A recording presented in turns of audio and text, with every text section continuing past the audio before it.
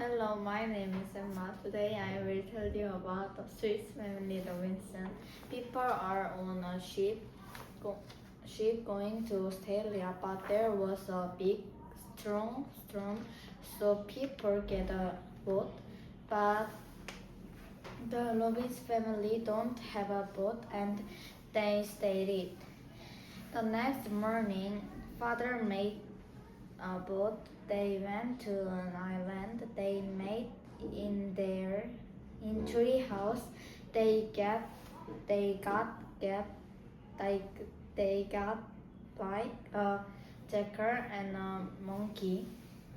Next year they made a cave house. They lived here for many years. They made a farm. Everyone is older. Fritz likes to explore the island. He finds Jenny. She was on the ship.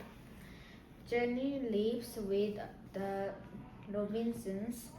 Her father comes and finds her. finds her. Fritz and Jenny get married and go to England. Thank you for watching.